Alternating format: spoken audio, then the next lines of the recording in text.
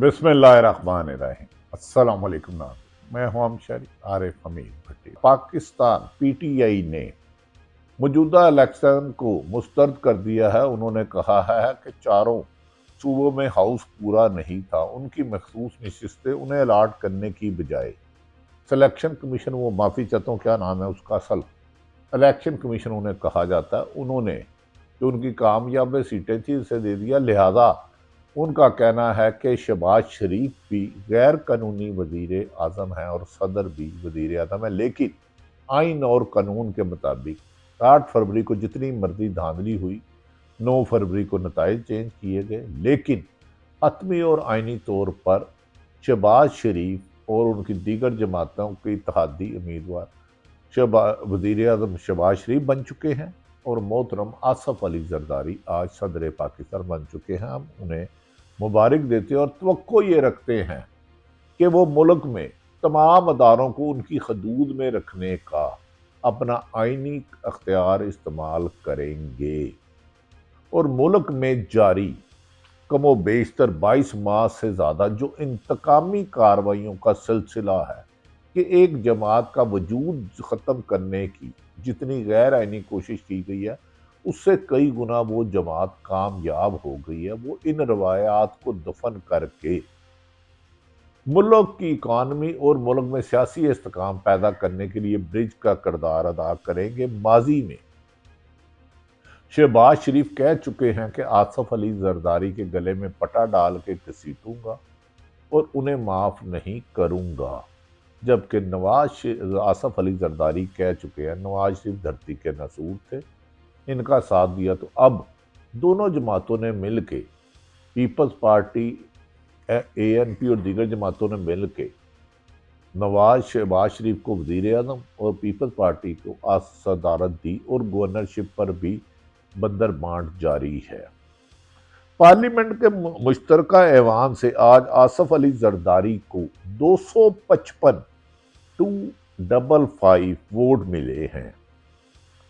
तमाम electoral college के vote मिलकर आसफ अली जरदारी ने वादिया अक्सरियत यानी कि 696 में से 441 वोट हासिल किए हैं, जिस पर वादिया बरतरी हासिल है, यानी कि 696 में से उन्होंने 411 वोट वादिया अक्सरियत से सदर मुंतखब हो गए हैं।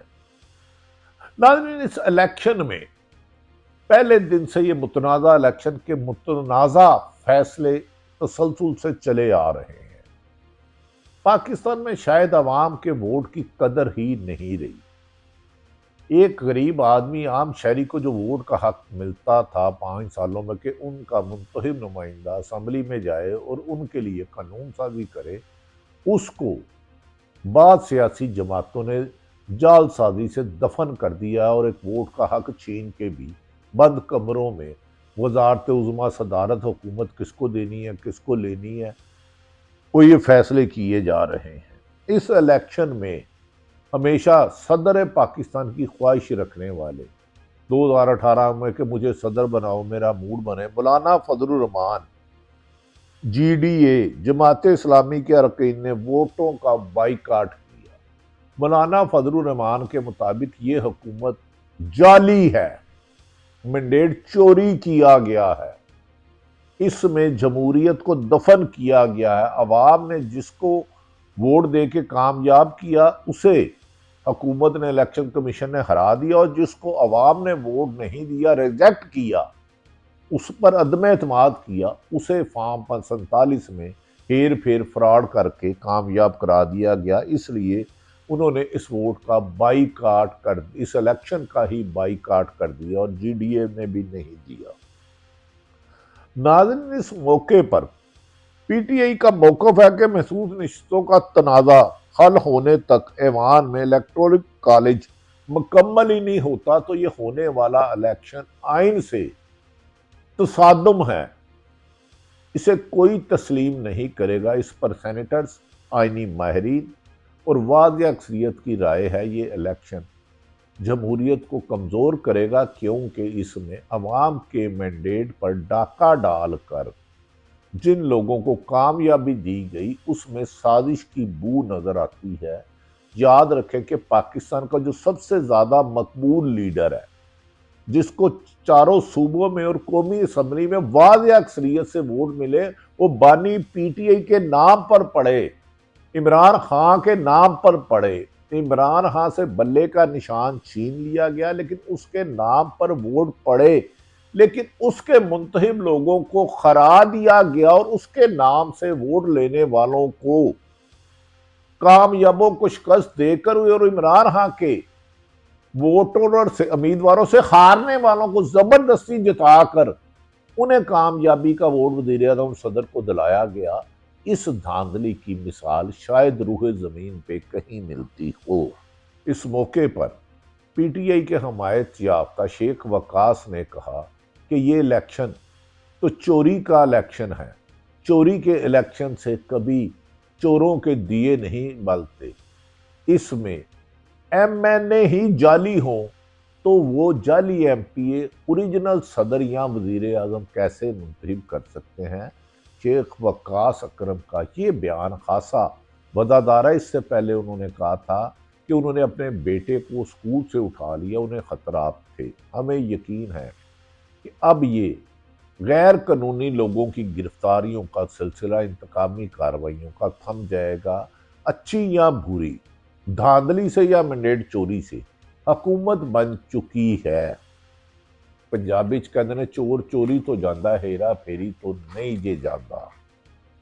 बैरिस्टर गोहर ने इस पर तनकीद करते हुए तरीके पीटीआई के रहनुमा ने कहा कि जब 90 रोज में इलेक्शन कराना थे उस वक्त इलेक्शन कमीशन खामोश रहा, उसने अपनी जिम्मेदारी पूरी नहीं की, कानून की खिलाफ वर्जी की। लेकिन अब जब ईमान ना मुकम्मल है तो इन्हें इलेक्शन कराने की जल्दी पड़ी है, जहां कानून और आइन को भी पांव तले रौंदा गया है।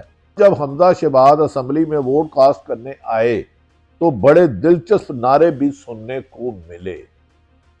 अपोजिशन की जानिब से नारे लगाया गया कि एक जरदारी नून लीग पर भारी, एक जरदारी नून लीग पर भारी।